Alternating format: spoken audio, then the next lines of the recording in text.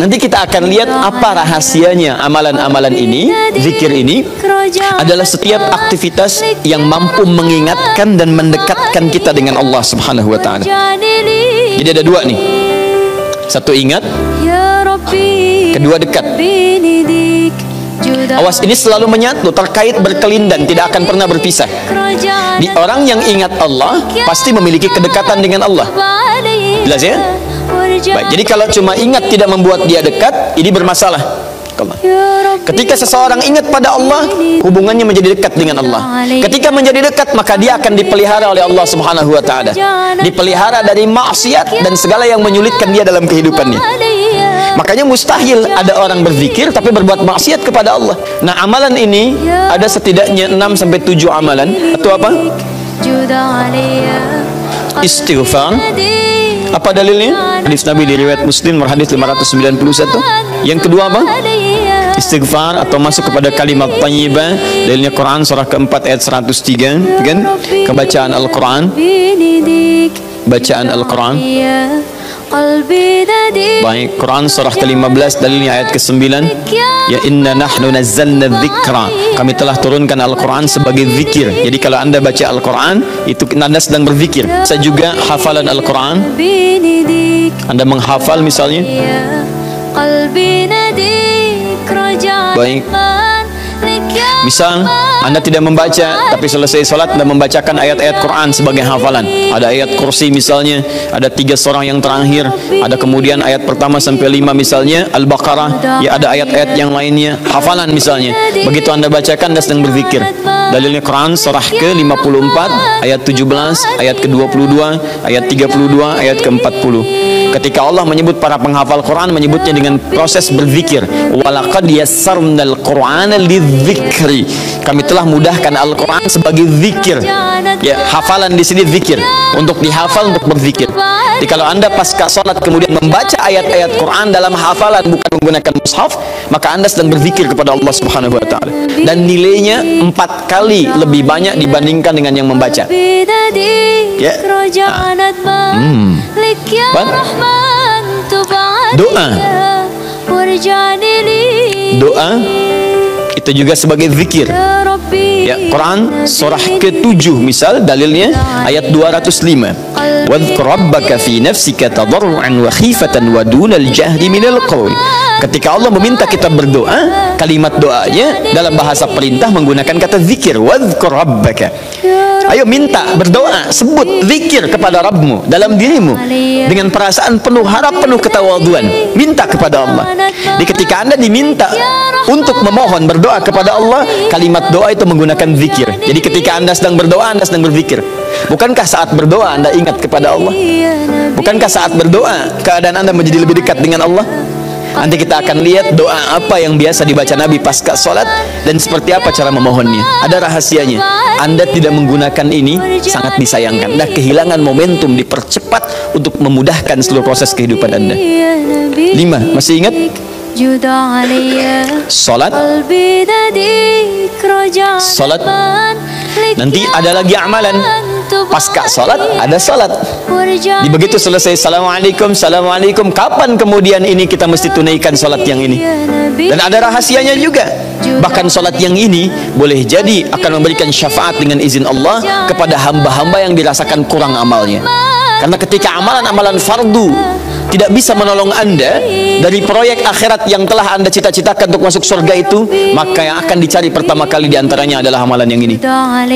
Maka Anda ketinggalan dari itu yang bisa membuat situasi tegang saat di akhirat. Hati-hati, Anda ketinggalan handphone, perasaan luar biasa sedihnya. Balik lagi ke Andur, dicari-cari lewat CCTV. Tapi Anda ketinggalan yang sunnah, kenapa tidak Anda buru kemudian? Tadi nggak sholat sunnah, besok lagi, Masya Allah, belum tentu besok dia hidup.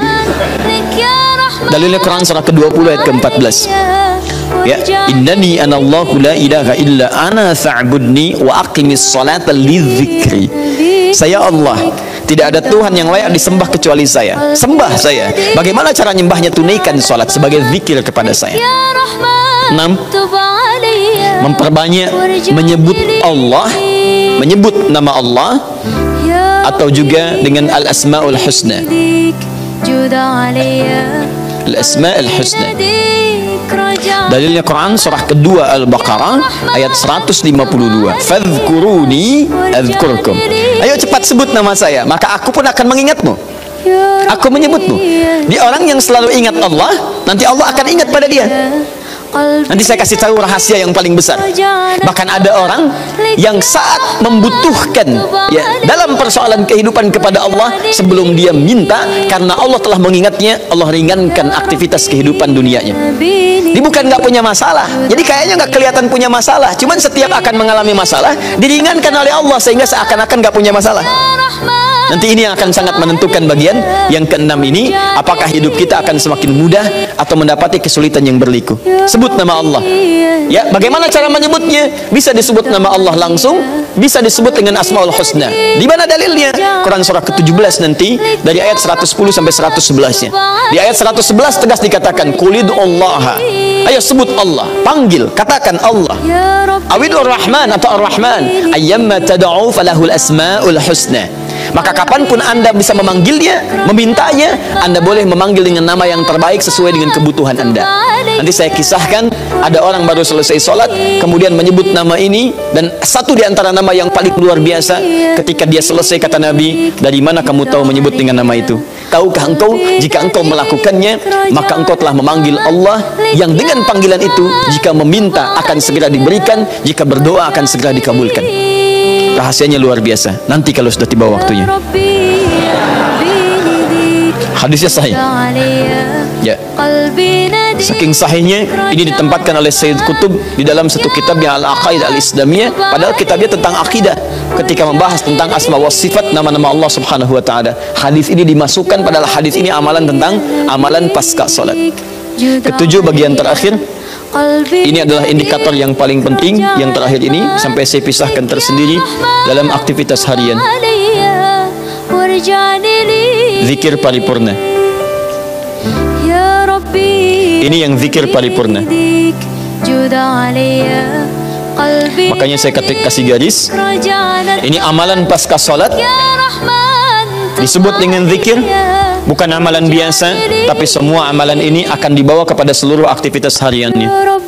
Bukankah pasca sholat ada yang jalan, pasca sholat ada yang kerja, pasca sholat ada yang makan, pasca sholat bahkan ada yang masak, pasca sholat ada yang bicara. Maka orang yang pasca sholat zikirnya itu benar latihan zikirnya, maka makannya adalah makan dengan berzikir kepada Allah, bicaranya zikir kepada Allah, jalannya zikir kepada Allah Subhanahu wa Ta'ala. Nanti saya turunkan ayat-ayatnya, bagaimana orang berjalan sambil zikir, bagaimana orang kemudian makan zikir, bagaimana orang bicara zikir.